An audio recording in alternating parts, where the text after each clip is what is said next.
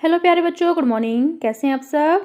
Top of the world यानी बहुत खुश, सभी बच्चे खुश हैं, स्वस्थ हैं।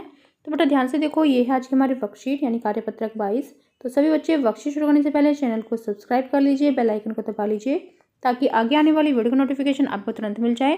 तो ये है आज की हमारी वर्कशीट। तो आपको पता है हमें पहले क्या करना है। सबसे पहले विद्यार्थी का नाम, बच्चे अपना नाम लिखेंगे। यहाँ लिखेंगे अपने कक्षा अध्यापक का नाम। ये हमारे कार्यपत्रक 22।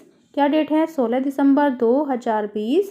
ये हमारा विषय है विज्ञान। ये कक्षा 8 के बच्चों के लिए वर्कशीट है। यहाँ सभी बच्चे अपना सेक्शन लिखेंगे, ए, बी या सी, जो भी आपका सेक्शन हो। ये हमारी वर्कशीट का टॉपिक है प्रकाश।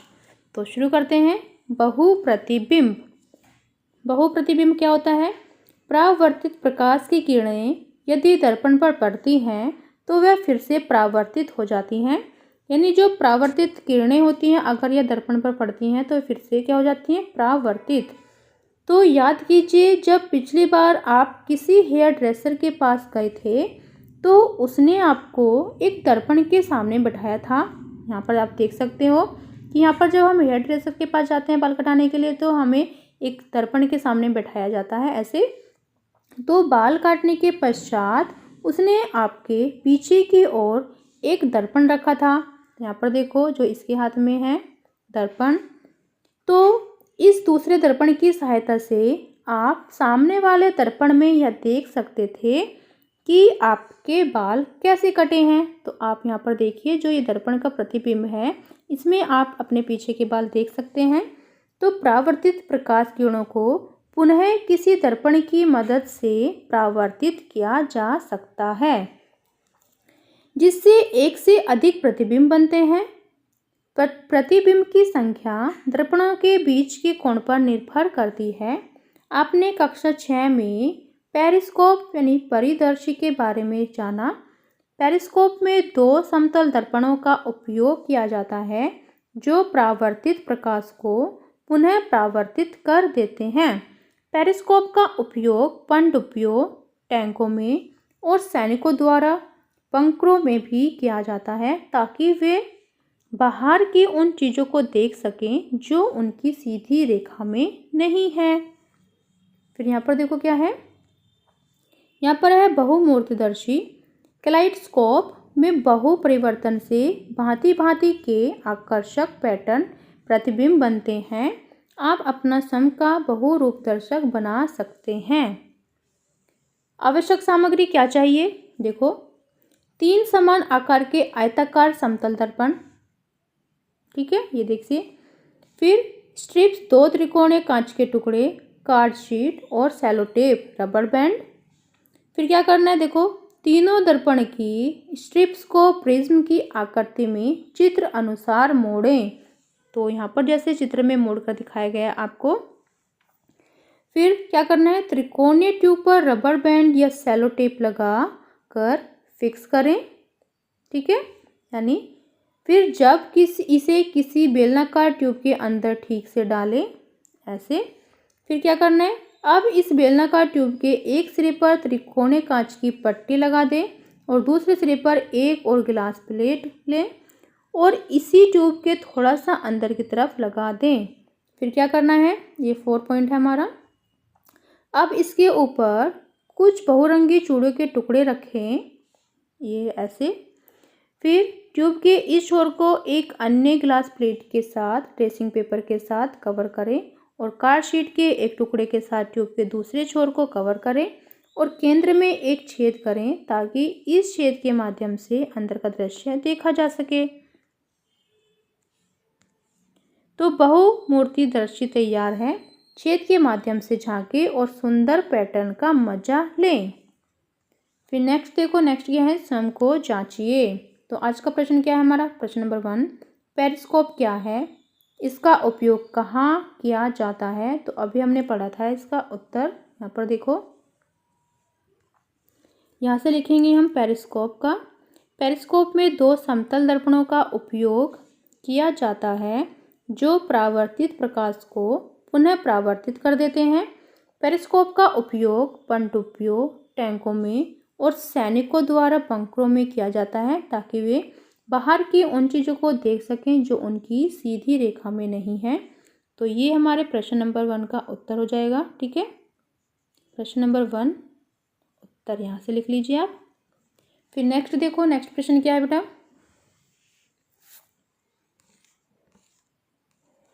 नेक्स्ट प्रश्न है हमारा प्रश्न नंबर 2। जब आप हेयर ड्रेसर के पास जाते हैं तो आप अपने सिर के पीछे की कटिंग कैसे देख पाते हैं? तो पीछे के दर्पण से प्रकाश की किरणें परावर्तित होकर सामने के दर्पण पर फिर परावर्तित होती हैं, जिसके कारण हम पिछले वाले बालों की कटिंग को सामने के दर्पण में देख पाते हैं। ठीक है, तो इसका उत्तर हम लिखेंगे पीछे के दर्पण में। यहाँ से लिखो, पीछे के दर्पण से प्रकाश की किरणें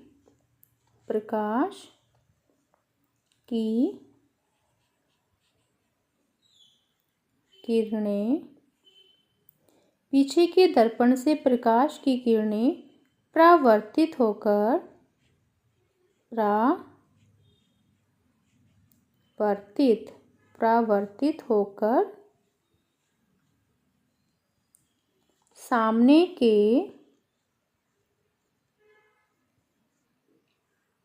सामने के दर्पण पर फिर परावर्तित होती हैं,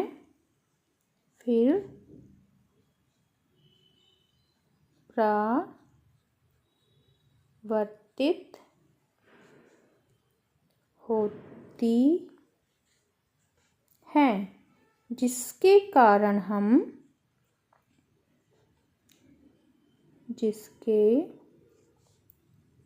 कारण हम पीछे वाले बालों की कटिंग देख सकते हैं। हम पीछे वाले बालों की, यहाँ पे लिख देती हूँ, कटिंग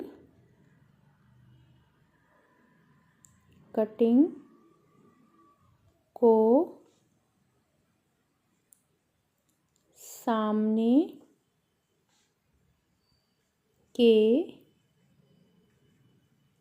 दर्पण पर देख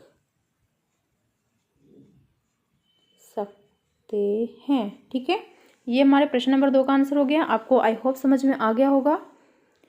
फिर नेक्स्ट देखो, प्रश्न नंबर 3 क्या है। बहुमूर्तिदर्शी बनाने की विधि का वर्णन कीजिए। तो यहाँ पर जो भी है ये सामग्री है, ये बहुमूर्तिदर्शी बनाने की सामग्री है। तो यहाँ से लेकर आप यहाँ तक, ये हमारे प्रश्न नंबर 3 का उत्तर।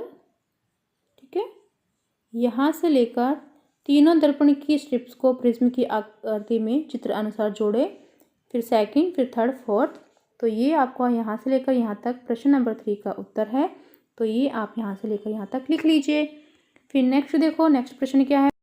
फिर नेक्स्ट प्रश्न देखो, प्रश्न नंबर 4। दो समांतर समतल दर्पण एक दूसरे से 40 सेंटीमीटर के अंतराल पर रखे हों तो इनके बीच रखी एक मोमबत्ती के कितने प्रतिबिंब बनेंगे। यानी दो समतल दर्पण हैं और इनके बीच है 40 सेंटीमीटर के अंतराल पर रखे हैं ये। ठीक है, 40 सेंटीमीटर। तो ये पूछ रहे हैं कि इनके जो बीच एक मोमबत्ती रखी है उसके कितने प्रतिबिंब बनेंगे। तो उसके हम लिखेंगे मोमबत्ती के बहु प्रतिबिंब बनेंगे।